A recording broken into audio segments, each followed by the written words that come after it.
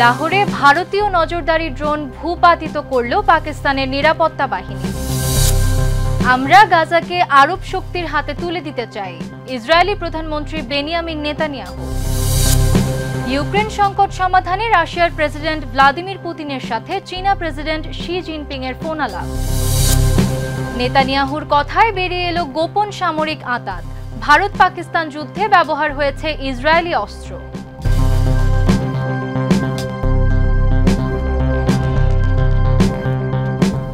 দর্শক, আমন্ত্রণ মাই TV I নিউজে। এতক্ষণ দেখছিলেন শিরোনাম, সাথে আছি আমি Amatul Aziz Urmi. Colour expert, George sap এবং মাইল্ড অন হ্যান্ডস টেকনোলজি সমৃদ্ধ অরিক্স ক্রিস্টাল ওয়াশ আপনার লাহোরের মানাওয়ান এলাকায় ভারতীয় একটি নজরদারি ড্রোন ভূপাতিত করেছে পাকিস্তানের নিরাপত্তা বাহিনী। গোয়েন্দা সংস্থাগুলো ড্রোনটি জব্দ করেছে এবং এ নিয়ে তদন্ত চলছে। এ ঘটনা ভারত ও পাকিস্তানের মধ্যকার সাম্প্রতিক সামরিক উত্তেজনার পর ঘটল। বিস্তারিত রিপোর্টে। পাকিস্তানের নিরাপত্তা বাহিনী লাহোরের মানওয়ান এলাকায় একটি ভারতীয় নজরদারি ড্রোন ভূপাতিত করেছে। 8 আগস্ট পাকিস্তানের আকাশসীমায় প্রবেশের পর ড্রোনটি শনাক্ত করে নিরাপত্তা বাহিনী এটিকে গুলি করে নামায়। জিও টিভির এক প্রতিবেদনে এই তথ্য জানানো হয়েছে। পুলিশ সূত্র জানায়, ড্রোনটিতে কোনো বিস্ফোরক ছিল না, তাই ধারণা করা হচ্ছে এটি নজরদারির কাজে ব্যবহৃত হচ্ছিল। গোয়েন্দা সংস্থাগুলো ড্রোনটি জব্দ করেছে এবং এ নিয়ে তদন্ত শুরু হয়েছে। ভারত ও পাকিস্তান কয়েক মাস আগে এক সামরিক সংঘর্ষে জড়িয়ে পড়েছিল। চলতি বছরের এপ্রিলে ভারতীয় অধিকৃত জম্মু ও কাশ্মীরে পর্যটকদের ওপর হামলার ঘটনাকে কেন্দ্র করে এই সংঘর্ষের সূত্রপাত হয়েছিল, যার জন্য ভারত ইসলামাবাদকে দায়ী করে। এর প্রতিক্রিয়ায় পাকিস্তান অপারেশন বুন-ইয়ান মারসুস নামের এক বড় আকারের সামরিক অভিযান চালায়, যেখানে একাধিক ভারতীয় সামরিক স্থাপনায় হামলা করা হয়। এ সময় পাকিস্তান 6টি ভারতীয় যুদ্ধবিমান ও বহু ড্রোন ভূপাতিত করে।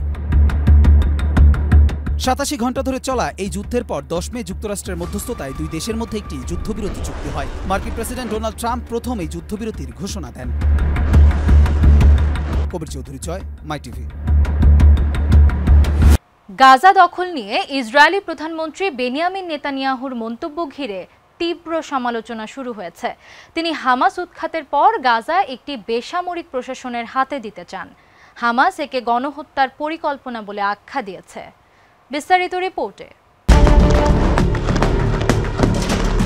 গাজাকে আরবদের হাতে তুলে দিতে চায় নেতানিয়াহু, আর এতেই প্রশ্ন উঠেছে, কেন আরবদের হাতে গাজা তুলে দিতে চায় এই বর্বর শাসক?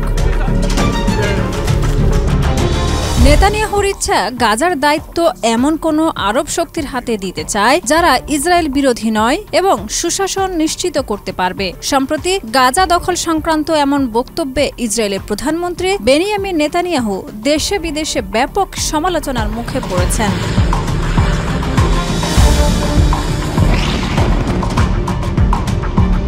7 আগস্ট ফক্স নিউজকে দেওয়া এক সাক্ষাৎকারে তিনি বলেন, ইসরায়েল গাজার স্থায়ী দখল চায় না, বরং ফিলিস্তিনি স্বাধীনতাকামী সংগঠনকে উৎখাত করে সেখানে একটি বেসামরিক প্রশাসন গঠনের পক্ষে তারা। তার ভাষায়, আমরা গাজা নিজেদের দখলে রাখতে চাই না, সেখানে একটি নিরাপত্তা বলয় চাই, কিন্তু শাসন করতে চায় না। নেতানিয়াহুর এই মন্তব্যের পরপরই কড়া প্রতিক্রিয়া জানিয়েছে ফিলিস্তিনি স্বাধীনতাকামী সংগঠন। এক বিবৃতিতে তারা বলেন, এই বক্তব্য নেতানিয়াহুর প্রকৃত উদ্দেশ্য প্রকাশ করে দিয়েছে। যুদ্ধবিরতি চুক্তির সম্ভাবনা থাকলেও তিনি তা থেকে সরে এসে নিজের রাজনৈতিক স্বার্থে গণহত্যা চালিয়ে যাচ্ছেন এবং জিম্মিদের জীবনকে বিপন্ন করে তুলেছেন। নেতানিয়াহুর পরিকল্পনা নিয়ে সতর্কতা জানিয়েছেন ইসরায়েলি সেনাপ্রধান ইয়াল জামিরও। তিনি বলেছেন, গাজা পুরোপুরি দখল করতে গেলে ইসরায়েলি সেনাদের দীর্ঘদিন সেখানে অবস্থান করতে হতে পারে, যার ফলে অবশিষ্ট জিম্মিদের জীবন ঝুঁকির মুখে পড়বে। একই সঙ্গে নেতানিয়াহুর তীব্র সমালোচনা করেছেন দেশটির বিরোধী দলীয় নেতা ইয়ার লাপিদ। তার ভাষায়, এই প্রস্তাব মানে হলো আরো যুদ্ধ, আরো প্রাণহানি এবং বিপুল অর্থ অপচয়। ইউক্রেন ইস্যুতে শান্তি আলোচনা প্রসঙ্গে চীনা প্রেসিডেন্ট শি জিনপিং এর সঙ্গে ফোন আলাপ করেছেন রুশ প্রেসিডেন্ট ভ্লাদিমির পুতিন। চীনা সরকারের বিবৃতিতে জানানো হয়েছে, ইউক্রেন সংকটের রাজনৈতিক সমাধান নিয়ে আলোচনা করেছেন দুই রাষ্ট্রনেতা। পুতিন আগামী 15 আগস্ট আলাস্কায় মার্কিন প্রেসিডেন্ট ডোনাল্ড ট্রাম্পের সঙ্গেও দেখা করবেন। বিস্তারিত জানব রিপোর্টে। ইউক্রেন সংকট সমাধানের বিষয়ে রাশিয়ার প্রেসিডেন্ট ভ্লাদিমির পুতিন চীনা প্রেসিডেন্ট শি জিনপিং এর সঙ্গে টেলিফোনে কথা বলেছেন। চীনা সরকারের এক বিবৃতি অনুযায়ী পুতিন চলতি সপ্তাহের শুরুতে মার্কিন দূত স্টিভ উইটকফের মস্কো সফর এবং ইউক্রেন সংকট নিয়ে শি জিনপিংকে অবহিত করেন। একই সঙ্গে তিনি রাশিয়া ও চীনের মধ্যকার কৌশলগত অংশদারিত্বের সম্পর্ককেও গুরুত্বের সঙ্গে তুলে ধরেন। শি জিনপিং জানান তিনি মস্কো ও ওয়াশিংটনের মধ্যে চলমান সংলাপ ও সম্পর্ক উন্নয়নকে স্বাগত জানান এবং ইউক্রেন সংকটের রাজনৈতিক সমাধানের পক্ষে তার সমর্থন ব্যক্ত করেন। চীনা প্রেসিডেন্ট আরও বলেন যে বেইজিং তার অটল অবস্থান বজায় রেখে শান্তি ও সংলাপকে উৎসাহিত করবে। দুই নেতা দ্বিপাক্ষিক অর্থনৈতিক ও বাণিজ্যিক সম্পর্ক নিয়েও আলোচনা করেন। ক্রেমলিনও আলাদা এক বিবৃতিতে নিশ্চিত করেছেন যে পুতিন ও শি উইটকফের সফরের মূল ফলাফল নিয়ে আলোচনা করেছেন। বিবৃতিতে আরও বলা হয়েছে তথ্য দেওয়ার জন্য পুতিনকে ধন্যবাদ জানিয়ে শি জিনপিং ইউক্রেন সংকটের দীর্ঘমেয়াদী সমাধানের পক্ষে সমর্থন জানিয়েছেন।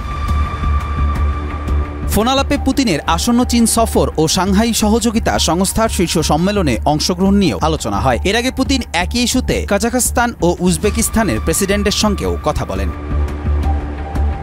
কবির চৌধুরী, মাইটি।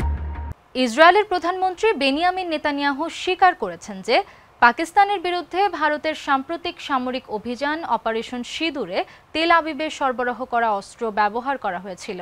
তিনি বলেন, ভারত ইসরায়েলি তৈরি ক্ষেপণাস্ত্র ও ড্রোন ব্যবহার করে, যা ইসরায়েলি অস্ত্রের কার্যকারিতা প্রমাণ করে। বিস্তারিত রিপোর্টে। ভারত ও পাকিস্তানের সাম্প্রতিক সামরিক অভিযান অপারেশন সিঁদুরে ইসরায়েলের সরবরাহ করা অস্ত্র ব্যবহার করা হয়েছে বলে স্বীকার করেছেন ইসরায়েলি প্রধানমন্ত্রী বেনিয়ামিন নেতানিয়াহু। ৮ আগস্ট জিও নিউজের এক প্রতিবেদন অনুযায়ী যৌথভাবে তৈরি বারাক 8 ও surface to air missile system ও ইসরায়েলি হারপি ড্রোন এই অভিযানে পাকিস্তানের ক্ষেপণাস্ত্র হামলা মোকাবেলায় গুরুত্বপূর্ণ ভূমিকা পালন করে বলে দাবি করেন তিনি।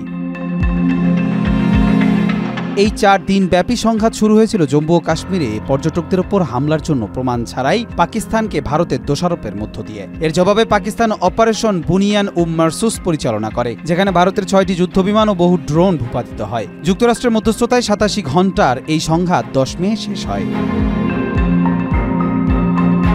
নেতানিয়াহু তার এক্স পোস্টে জানান তিনি ইসরায়েলে নিযুক্ত ভারতীয় রাষ্ট্রদূত জেপি সিং এর সঙ্গে নিরাপত্তা ও অর্থনৈতিক সহযোগিতা নিয়ে আলোচনা করেছেন। পরে সাংবাদিকদের সঙ্গে এক বৈঠকে তিনি বলেন, আমরা আগে যা সরবরাহ করেছি তা মাঠে খুব ভালো কাজ করেছে। আমরা আমাদের অস্ত্র বাস্তব যুদ্ধক্ষেত্রে পরীক্ষা করি।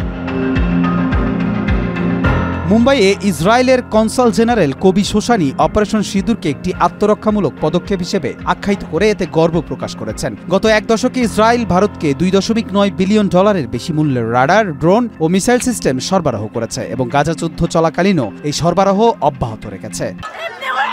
যুদ্ধ বিধ্বস্ত গাজায় খাদ্যের অভাবে অপুষ্টিতে বেড়েই চলেছে শিশুদের দুর্দশা। চলমান সংঘাতে সবচেয়ে বেশি ক্ষতিগ্রস্ত হয়েছে অপ্রাপ্তবয়স্ক ফিলিস্তিনিরা। তীব্র অপুষ্টি আর অনাহারে বাড়ছে মৃত্যুর সংখ্যা।